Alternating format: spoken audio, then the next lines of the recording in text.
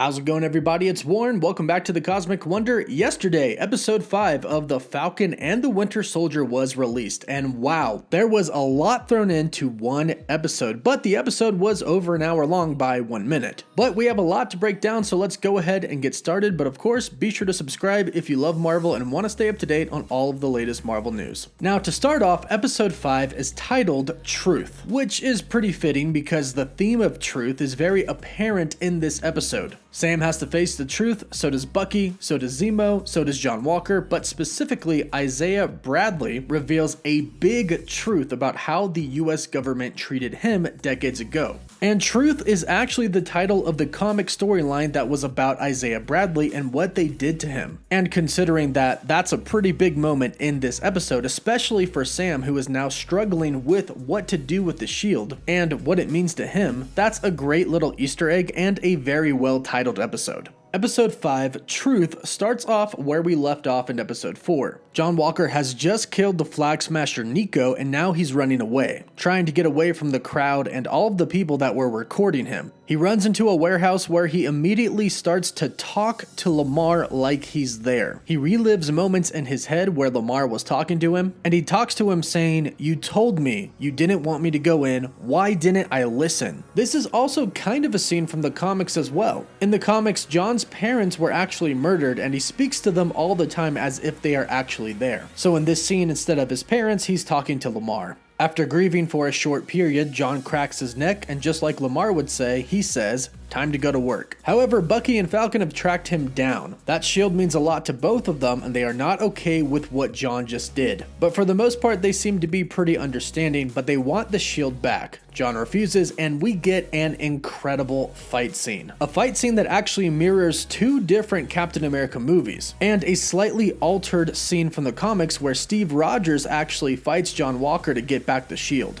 The one-on-one fighting between Bucky and John Walker are very similar to the fighting styles that we saw in Captain America the Winter Soldier, which makes sense because Bucky, who was the Winter Soldier in that movie, was fighting Captain America, so it's kind of the same here. Bucky is fighting the new Captain America. And then of course we have big Captain America Civil War vibes here, where Steve Rogers, Captain America, and Bucky fought against Iron Man. Only this time Bucky is fighting with who should be the new Captain America and the person who he believes shouldn't be. Now remember, John Walker took the Super Soldier Serum last episode, and according to Dr. Nagel, who designed this serum, it is a perfect serum. Bucky does not have a perfect serum. He got one from Hydra, and Sam doesn't have any serum in him at all. So John Walker actually puts up a really big fight against them and almost defeats them. And John Walker's kind of starting to go a little bit crazy here. Notice how when he's fighting, he says, "Why are you making me do this?" And during the fight, he actually tries to kill them several times, trying to slam his shield into their heads. However, after breaking his arm and smashing the heck out of him with the shield, they defeat him, and Bucky drops the shield just like Steve dropped his shield to Tony during Civil War. Only this time he drops it to Sam, who is going to take on the mantle of Captain America. And it's interesting here that he drops it because he himself doesn't want to be the new Captain America. Him and Steve talked about it, and Steve told him that he thought Sam should be the new Captain America, so he gives Sam the shield because that's what he wants as well. Sam picks up the shield and with a very, very upset face starts to wipe the blood off of it, feeling somewhat responsible for what happened because he gave up the shield, and also incredibly sad that this huge symbol to him has now just murdered at the hands of John. Now all of the events that took place the last episode and the previous episodes end up blowing up, and the US government steps in and basically tells Sam that he can't go after the Flag Smashers anymore, that they're going to handle it themselves. Falcon now has the shield, and he leaves his wings with Torres. This is kind of like Sam leaving the mantle of Falcon behind and him starting to accept the mantle of Captain America. This is also the start of Torres becoming Falcon, which happens in the comics when Sam becomes Captain America, Torres becomes Falcon. So Sam leaves his wings with Torres, who will most likely fix them and then use them himself. Walker is then brought in front of a Senate council hearing to answer for his crimes and pay for what he did, and this is also a reflection of a scene in the comics where Captain America brings John Walker to court to pay for his crimes. Now Walker actually believes that he didn't really do anything wrong. The Flag Smashers are terrorists and they killed Lamar, so all he did in his mind was kill a terrorist. But the government has decided that he disgraced America and they strip him of his title of Captain America. And to make matters even worse, they strip him of all the benefits that he would have had being a retired soldier. Upset with the judgment and his penalty, he states that he is Captain America and he walks out of the hearing. He tells his wife that they just don't know what it takes to be Captain America. And then we get the episode 5 cameo that we've been talking about for a very long time. A woman approaches John and his wife, and it's Julia Louis-Dreyfus. And the character that she is playing is Contessa Valentina Allegra de Fontaine, also known as Madame Hydra. In the comics, she was once a SHIELD agent, and at one point in the comics, she was also Nick Fury's lover. She eventually joins Hydra and takes on the name Madame Hydra, which means that Hydra could still be alive and well, working in the background. So she basically says that she knows John took the serum and that makes him pretty valuable to certain people, and of course she is talking about herself, and she tells him that the best decision he'll ever make is picking up the phone when she calls. So of course the big question is, who is she? Could she be the power broker? It does seem like she wants to use John to take out the Flag Smashers, and as we know, the power broker wants the Flag Smashers dead. However, we did hear Sharon Carter refer to the power broker as a he, so perhaps Madame Hydra is simply working for the power broker. Whatever her role is, it's going to be big because Variety just released an article only yesterday stating that it's been revealed that her character was actually supposed to debut in the Black Widow film, and Marvel has big plans for her moving forward. So whoever she is and whatever her role is, she is definitely a big player. We then cut to Zemo. He is at the Sokovia Memorial, and when we see him, we actually hear the same music that played for him in Civil War. Bucky appears, and Zemo was actually expecting him, saying that he expected him sooner. So Zemo wasn't actually hiding when he ran away in the last episode, he was just simply trying to get away from the Dora Milaje. He tells Bucky that Carly is already out of control and she's not coming back, and that he'll have to kill her to stop her. Bucky has different plans though, and he points a gun at Zemo's head, pulls the trigger, and it's empty. He drops the bullets on the ground and doesn't kill Zemo, because that's the whole point. Bucky isn't the Winter Soldier anymore. He isn't a killer anymore. Zemo forgives him because he understands that Hydra brainwashed him before, and he understands him turning him into the Dora Milaje, who promptly appear. They explain that they're going to take him to the Raft, and this is big. The Raft we actually saw in Captain America Civil War. It's that prison that sits in the middle of the ocean. It's super maximum security and holds many different criminals in the comics, but as we know, this is ran by Thunderbolt Ross, who of course goes on to start the Thunderbolts in the comics, and what a coincidence, the first person to lead the Thunderbolts in the comics is Zemo. Now, I've been talking about this for a while, so I won't dive super into it, but the Thunderbolts are coming. Ross is going to start to assemble them, and he most likely has some other bad guys in the Raft already. And he's going to pretty much be like a kid in a candy shop. He's just going to go into the Raft and kind of pick what he wants to assemble his team. Heck, Taskmaster is probably already in there since the events of Black Widow happened way before the events of the Falcon and the Winter Soldier. So it looks like this actually could be the first hint towards the Thunderbolts team coming together in the MCU in the future. Now, before Bucky parts ways with the Dora Milaje, Io tells him that he should probably steer clear from Wakanda for a bit. And this is because he released Zemo out of jail. And the Wakandans hate Zemo because he killed King T'Chaka. So they're probably pretty mad at Bucky right now, or the White Wolf as they call him. And right before they part ways,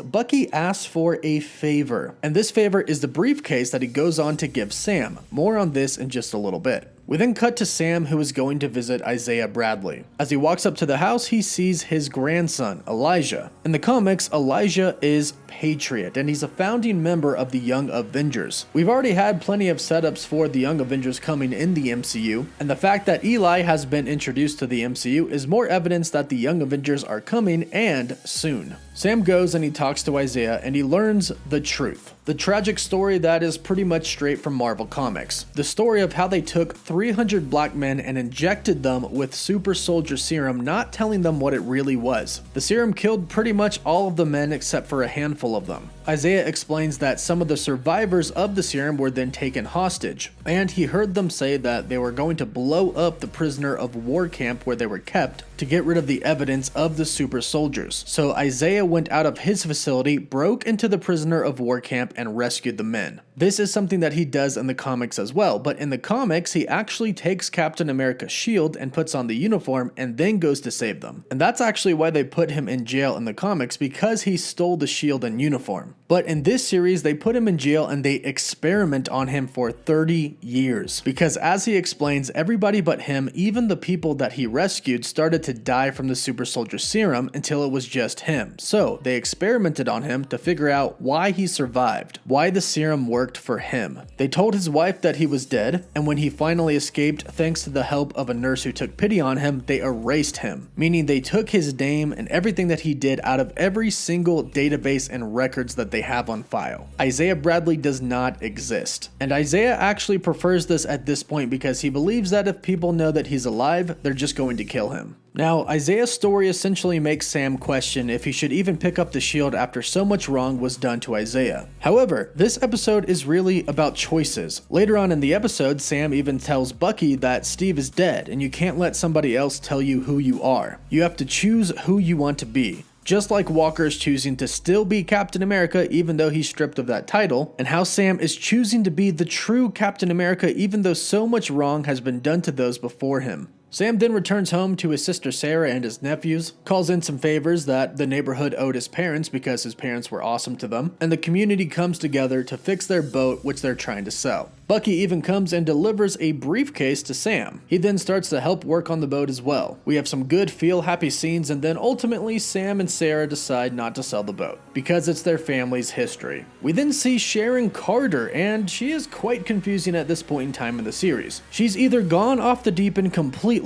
or she's playing everybody. Could she herself be the power broker? There is a funny little theory going on right now that she is the power broker because in the series she's actually holding an Android phone, whereas other people are using iPhones. And Apple actually has some strict rules for iPhones in their movies. Their rule is villains in movies can't be seen using iPhones. iPhones can only be used by good people, no villains, and Sharon actually has an Android. Now this doesn't mean she's a villain, it's a funny theory, but maybe they're just going for a little misdirection here. And it does seem a little less likely that she's the power broker now because she's actually helping the Flag Smashers. Big reveal about Sharon. In Captain America the Winter Soldier, Bartrock the Leaper fought Captain America. He escaped but was later captured by S.H.I.E.L.D. and thrown into an Algerian prison. Now we find out here that Sharon was actually the one that got him out of prison, and she actually hired him to do the kidnapping in the very first episode of the Falcon and the Winter Soldier, the one that Sam thwarted. So she calls Bartrock and hires him again, saying, "I can offer you double this time." And he eventually goes on to give the Flag Smashers some weapons and says that he's trying to kill Falcon. So like I said, Sharon Carter is either going off the deep end and actually doesn't care whether Falcon or Bucky or anybody gets killed because her government kind of betrayed her, or she has some very, very big plans in store to get the Flag Smashers and the power broker. I really don't think she's evil, and I definitely don't think that she actually wants Falcon dead. I definitely think she has a plan that we're going to see happen in the next episode. Bucky stays the night over at Falcon's house, and when he awakes, we can see that he's wearing dog tags, and as I mentioned in some previous videos, I think these are the dog tags of Steve Rogers. I think he left them to Bucky when he left, because unless Hydra kept Bucky's dog tags and then gave them to him, which I very much doubt they did, he doesn't have his own, so I think these could be Steve's. Now before he leaves, Bucky and Sam have a very truthful conversation as they're throwing around Steve Rogers' shield, and as we learned in Captain America the Winter Soldier, Sam was a veterans counselor, and in this scene he severely helps Bucky. He tells Bucky that he was simply avenging, which is a great little Avengers pun. He was avenging, not amending, and that he actually needed to make amends and make people feel better instead of doing things to make him feel better. Sam says, "I'm sure there's at least one person that comes to mind that you could help right now," and of course Bucky and all of us are thinking about Yori, who we met in the first episode, and we found out that Bucky is actually responsible for killing his son. Well, not Bucky, the Winter Soldier was. Bucky killed him as the Winter Soldier when he was under Hydra's command. Yori's name is on Bucky's list in Steve Rogers' book that he has. He's been trying to make amends with him, but hasn't been able to summon the courage to do it yet, because it's a very hard thing to tell him.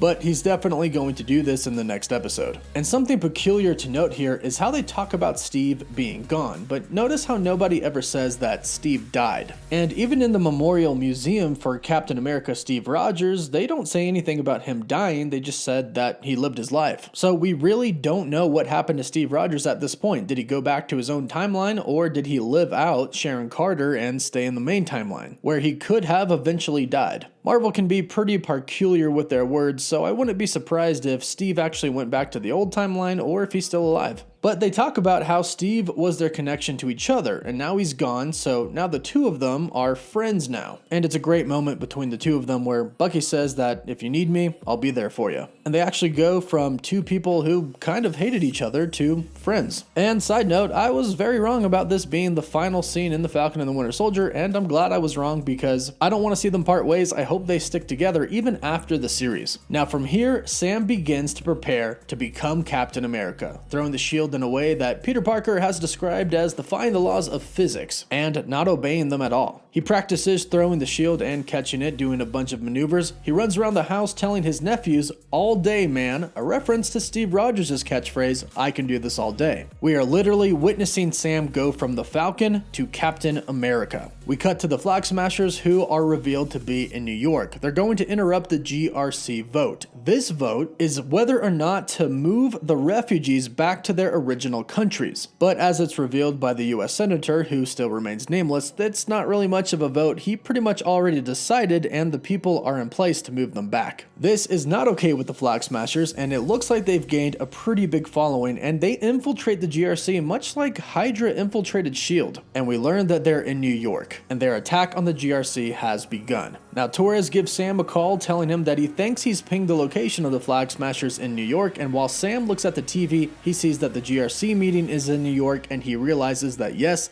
this is where the Flag Smashers are, and they're going to attack the GRC. Sam goes to the box that Bucky left him, and he opens it. Now, what's in this box is his new Captain America suit, made from Wakandan technology, and most likely has vibranium arms that can't get ripped off by a super soldier. And since it's Wakandan technology, we probably can assume that it's going to have the same energy components that T'Challa, aka the Black Panther suit, has, being able to absorb energy and then release it. Even if it doesn't have that and just has vibranium wings, I am super excited to finally see this new Captain America suit for Sam in the final episode. Now, in the post-credit scene, we see Walker making his own Captain America shield. Notice that his arm, which was broken, is now fine thanks to the super soldier serum that he took, which essentially gives him super healing. But this shield is going to be way different than the one that he's had. I know some people are saying that this shield could be made out of vibranium because if Julia Louis-Dreyfus's character Valentina is in fact mad at Hydra and Hydra is still around, they could have given him some vibranium. However, I very much doubt that that's the case. It can't be vibranium because you can't just melt vibranium and you can't just bend it with a hammer like he's doing.